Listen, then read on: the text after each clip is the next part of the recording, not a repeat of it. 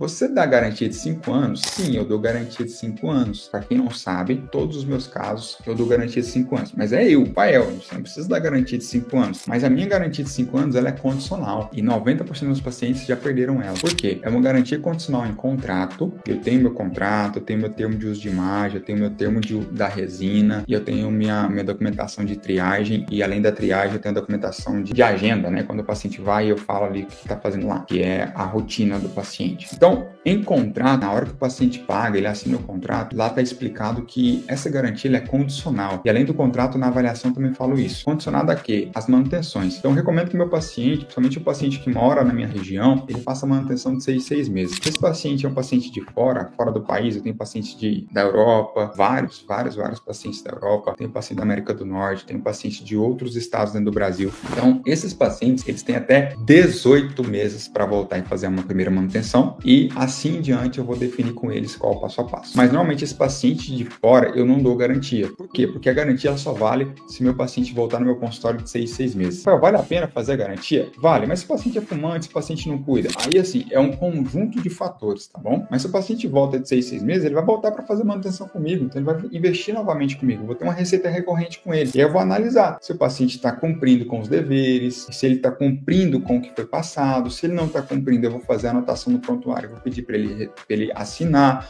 ou vou mandar um e-mail para ele, vou pedir para ele dar um de acordo, com fotos e tudo mais. Por quê? Porque aquilo vai validar a minha informação. Se o paciente volta com 1 ano depois, sumiu, fez a lente resina hoje, e ele sumiu, ele não tem garantia, ele vai investir novamente naquele dente, mais a manutenção. Existe garantia, mas é uma garantia condicional. E a maioria dos pacientes some. A maioria passa de 6 meses. Rafael, precisa voltar de 6 meses? Não precisa, mas para minha garantia valer, precisa. E assim eu garanto uma recorrência para o meu consultório. Tem dia que eu faço só manutenção e faturo mais do que o dia que eu faço lentes em resina.